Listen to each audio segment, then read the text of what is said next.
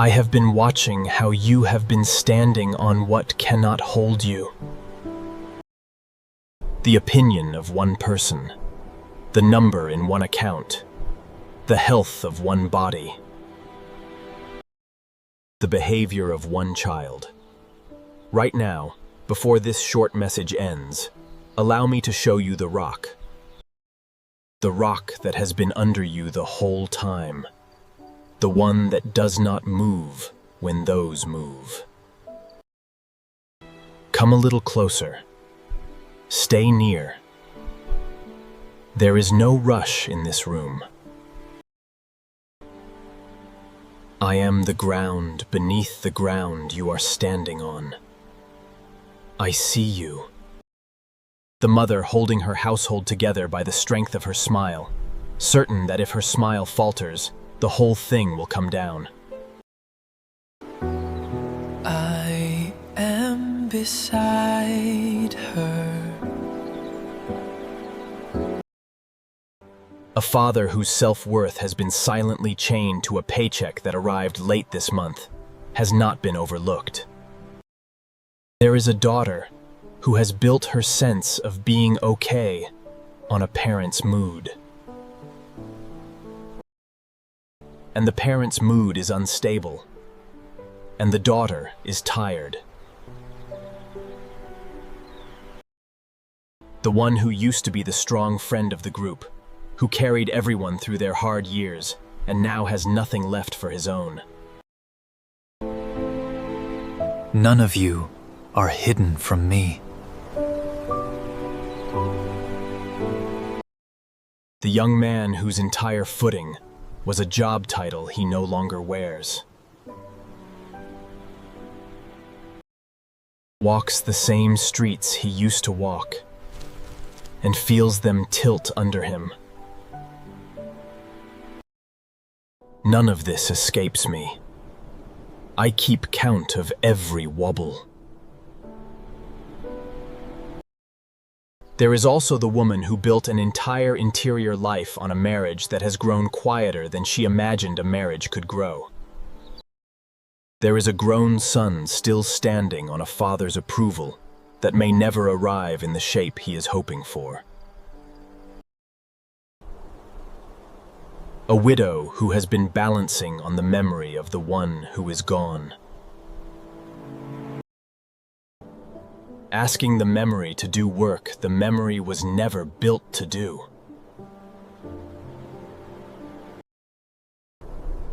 A young couple whose footing has been the dream of a child their bodies have not yet given them. And the dream has begun to wobble under the weight of waiting. None of those small ledges have been hidden from me either. I have been standing alongside each one of them, watching the soul on top doing exhausting work to keep its balance.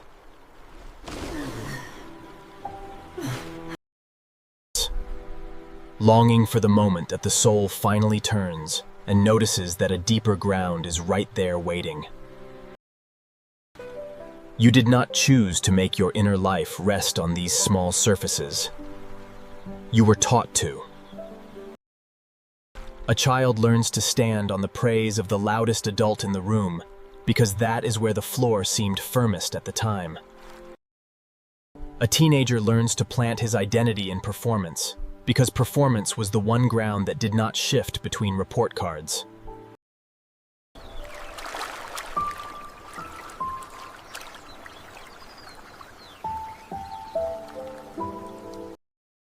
The small surfaces you have been standing on are not character flaws. They are the ledges you found when the ground of your childhood was uneven.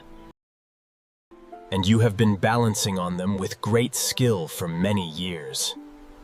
I have not been angry at the balancing. I have been near it, tender about it, wishing you knew that under all of those small ledges, an older floor has been waiting. Place your foot flat on the floor beneath you and let it press back. Just one foot. Notice how the floor presses up into the sole of your shoe with the same pressure you are pressing down. That returning pressure is not your imagination. It is the floor doing what floors do. It does not negotiate its support. It does not check your worthiness before it agrees to hold you. It holds because that is what it was built to do. And it has been holding you in this exact way for every step of every day of your life, without your gratitude or your attention. The body remembers what the mind forgets. Let the foot stay flat for a few more seconds. The floor knows how to do this without your help. A long stretch of your inner life has been spent rehearsing what would happen if one of those small surfaces gave way. A whole bedtime ritual built around it. The mind walks the perimeter of your finances and inspects every crack. The chest tightens around the thought of a relationship turning. The shoulders lift toward the ears at the memory of a conversation where someone's approval briefly slipped.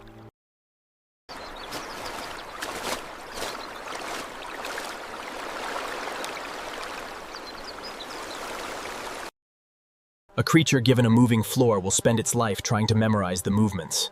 That is not faith. That is exhaustion, dressed as vigilance.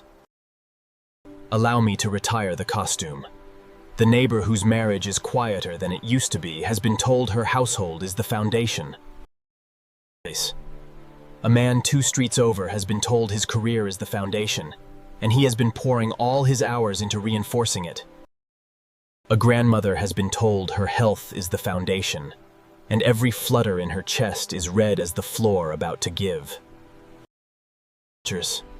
Ledges are useful, narrow, often beautiful, sometimes generous for a season, but no soul was built to be a Somewhere along the way you were taught that strength is something you generate, that fortitude is a personal trait. The teaching sounded sensible. It came from kind voices mostly. It produced a generation of people who carry their backs at 30 in the posture of people 50. Because the weight of being your own foundation will bend a spine before its time. That teaching has never been mine. It has never described how I made you. I did not design you to be a self-supporting structure. No human being was. The very design of your body tells the truth about the design of your soul. Your feet were not made to stand on air. Your spine was not made to hold itself upright without a chair. Your lungs were not made to manufacture their own oxygen. Every layer of your body assumes a holding from something outside itself. The air is held. The chair is held. The floor is held. And then the floor itself is held by the earth, and the earth is held by something older than the earth, and the something older is me. The honest description of strength is not a tower standing alone. It is a creature held by ground. You were not the exception to that design. You were never asked to be. The picture of strength you have been carrying in your chest. A few of those hands meant kindness. Others used the picture to keep you over-functioning so they would not have to grow up themselves. Whatever the source, the sketch has cost you years of leaning. Set the sketch down. Lean it against the wall. Real strength has everything to do with what the lone figure is standing on. A tree planted in shallow soil grows tall fast and falls in the first hard storm. A tree planted in deep soil grows slower, looks less impressive in the 3rd year, and is still standing in the 60th. You have been admiring the wrong trees. The neighbors whose lives looked enviable a season ago and who are now in pieces were not failures. They were just shallow-rooted. The slower-looking life beside them, the one you sometimes dismissed as boring, was a tree quietly putting roots through rock. The visible difference between those 2 trees was nothing. The invisible difference was everything. A real foundation is not something you build. A real foundation is something you discover under yourself. The discovery is not a project. It is a recognition. You stop trying to assemble a floor underneath your life, and you start noticing that a floor has been there all along, holding the floors you built. The floors you built rest on it. Your career rests on it. Your relationships rest on it. The bed you sleep in rests on it. Everything you have ever called a foundation has itself been resting on a deeper one, and the deeper one has been mine. Allow me to read you a song I once handed to a young king while he was still living in caves. Not the polished king of the royal portraits, the hunted king. A man with a price on his head on the run from another king who had decided to kill him, sleeping in stone shelters across the desert at Nagedi. Because no roof in the country was safe for him, he had been a shepherd, he had been a court musician, he had been promised a throne by a prophet years before. And the promise had begun to feel like a cruelty rather than a kindness, because the road to the throne was running him through wilderness instead of palaces. In one of those caves, he ate consecrated bread he was not strictly allowed to touch, because he was starving. In another cave, his closest friend's father, the king who wanted him dead, walked in unaware that he was hiding in the shadows at the back. He could have killed the king right there and ended the chase. He chose not to. Mercy held his sword down. He sat with the silence of his own choice and kept running for years longer than any reasonable person would have run. When the chase finally ended and he sat down to write the song of his deliverance, he could have listed his own resourcefulness. He had plenty. He could have praised his own military instincts, his own loyalty under pressure, his own restraint when revenge would have been easier. He did not. He listed 8 names of mine in one breath. 8 different ways I had been his ground across the years no one else could see. This is what I said through him. Psalm chapter 18, verse 2. The Lord is my rock and my fortress and my deliverer, my God. Move through it slowly with me. 8 names. He did not pick them randomly. Each one names a different way a person is held when the world has stopped holding them, and a hunted king had needed every one of them. Rock. He starts with rock, something that does not move when everything else moves. A slab beneath the slab, a kind of stone that was already old when his grandfather was a child and will still be there when his great-grandchildren are gone. Read it as the floor underneath the floors. Bottom layer. Bedrock that does not check your worthiness before it agrees to hold you up. Fortress. Protection from those who attack. A fortress is not just a wall. A fortress is a place a small group of and walls hold them safe while the army wears itself out outside. Receive the picture. Voices that have been attacking your sense of self all year. The inner critic, the relative who never approves, the boss who measures you in numbers. Those voices are an army outside the fortress. Walls are real, you are already inside them. Before the army was born. Deliverer. One who pulls out. Rescue when you are stuck. A deliverer is the friend who shows up in the parking lot at midnight when the car has broken down and drives you home without making you feel small about it. A deliverer is the hand that reaches into the well and lifts you out without asking how you fell in. You have been stuck in places this year. Rescue was not late. Help was on the way the moment you began to sink. My God. Notice the small word my. Personal, not a deity in general. Not the God of a textbook. Mine. Intimate relationship. A hunted king does not say the God. He says my God. Meaning the one who knows his name, his songs, his stupid mistakes with the priest's bread, his restraint in the cave, his loneliness in the dark. Personal possession of a personal father. Read it as a child saying my dad in the school hallway when the parent walks in. That is the tone. That is the relationship. My rock again. He says it twice in one verse. Some readers have wondered why. They have not lived in a cave. A person who has been hunted does not need a poetic image. Essence.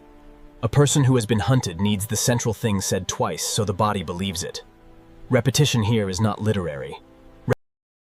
Stability. Said over and not because the poet ran out of words, but because no other word mattered more than that one. Refuge. A place to run to. A small interior room. A safe house. A spot under the table during the bad storm where the noise outside cannot reach. You have spent seasons treating me like a distant office you visit on Sundays. A hunted king treats me like a room he can run into in the middle of a chase. That is the difference between religion and refuge. Religion is the office. Refuge is the room. A room is what I have actually been offering you. Shield. Something that stands between you and the blow, not the thing that prevents the blow from being thrown. Something that absorbs the blow before it reaches your body. Many of the blows you assumed reached you this year did not. They reached the shield. You felt the impact through the metal because that is how shields work. Shields. A shield trembles so you do not have to break. But the cut you were braced for never landed in your skin. Horn of my salvation. Strength that lifts. A horn in the old language meant raw power, the kind a wild ox. Salvation is not only being kept safe, salvation is also being lifted. There is a strength that does not just keep you from falling. You have been picked up more times this year than you have counted. Lifting was not your willpower. A watchtower on the hilltop from which you can see what is coming long before it arrives. Standing in my a view from the watchtower is the view a father offers a child. A longer view. Because you can see the ridge after the ridge from where you are. You have been trying to read your life from the valley floor. My stronghold is offering you the long view. 8 names. 1 breath. He listed all of them at once because he had needed all of them at once. In the wilderness, as I once also said through my prophet, laying in my ancient city a stone. The ground I lay was tested in the only way bedrock can be tested, by holding the weight of generations of weeping people across centuries and not cracking once. Look at the question I opened these words with. I told you you have been standing on what cannot hold you. Here is the answer to why your soul has been tired.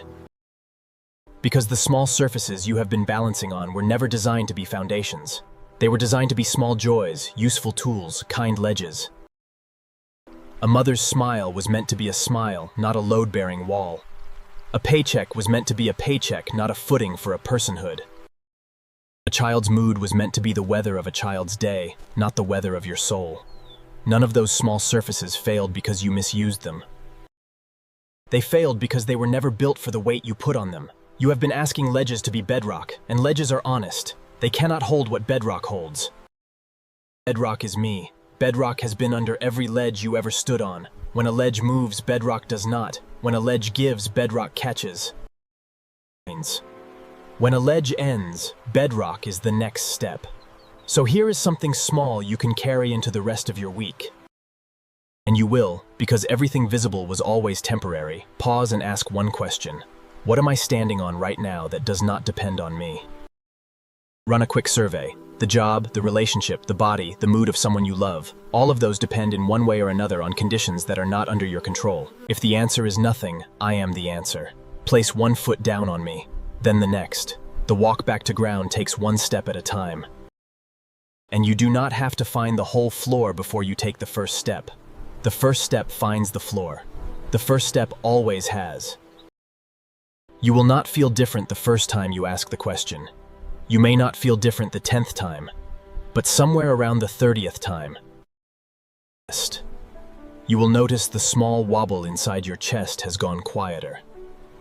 Somewhere around the 50th, and you will register a steadiness underneath the reaction you used to have.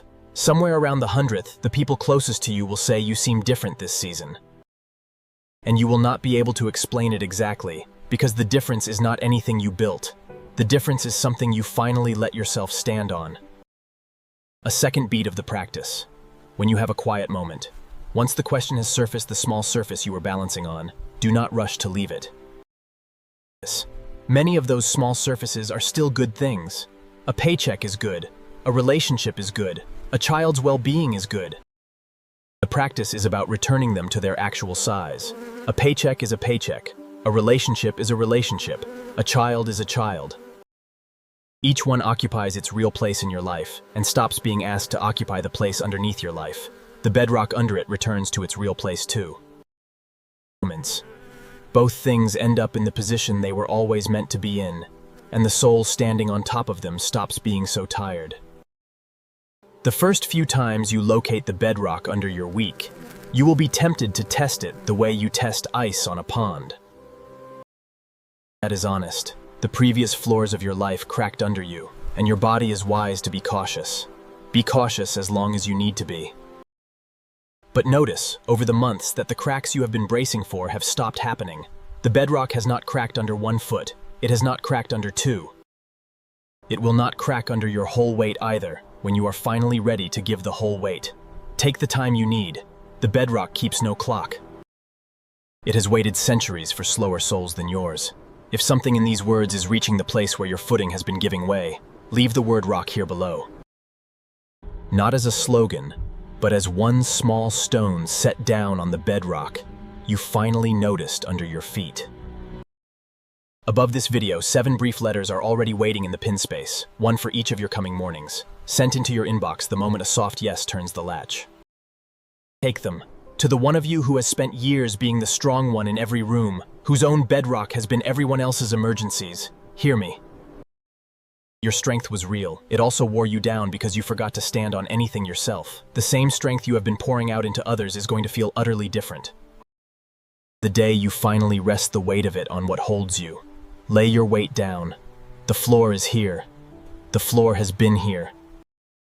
The floor was never your job to be.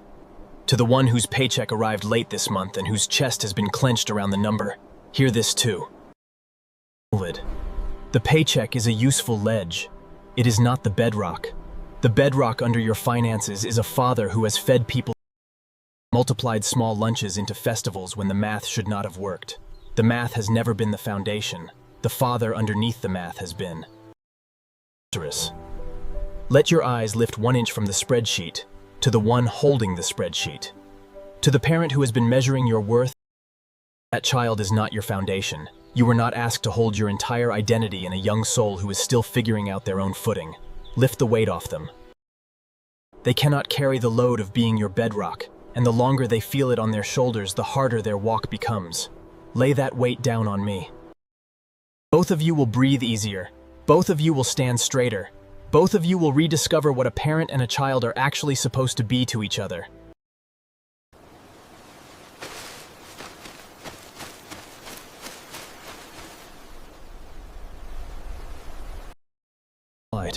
The collapse was real. The grief was real. The slow rebuilding of trust you have been doing in private has been seen. Bring that fear with you. Place it on the bedrock too. The bedrock can hold the fear and the weight at once. You only have to test the floor 1 foot at a time, the way the hunted king tested every cave he slept in until the night he finally slept through. To the friend whose health has been the one ledge you swore would never crack, and the ledge has cracked, and the news from the doctor was not what you wanted. And your inner ground has been giving way along with your body. Hear this most tenderly. Your body is not your foundation. It was never meant to be. Your body has been a beloved house borrowed for a season, kept up by me with more care than you have given it credit for, and even now in its frailty. The diagnosis did not move me. The diagnosis did not rearrange the floor under you. The floor. Let the body do what the body is doing. The soul on top of it is held by something deeper. Hold it for 1 breath, then release. Notice how each hand was not enough by itself, and how the meeting of the two made a small foundation. That meeting is a little parable. You meeting me, my ground meeting your weight. Neither of us alone makes a foundation. The meeting of the two does. The meeting has been available every hour of your life. You only have to press your hand into it the way the back of your hand just pressed into your palm. Carry 1 line with you. I am the ground beneath the ground you are standing on. Say it once silently if you can. The settling is the receiving. The receiving is the standing. The standing has already begun. Amen. Whichever of these words found steady ground in you, 7 brief letters wait inside the pin space below, 1 for each morning of your coming week. Slipped into your inbox the moment a quiet yes opens the door. Take them. Pass this along to a friend whose own footing has been giving way. You were never meant to stand on this alone.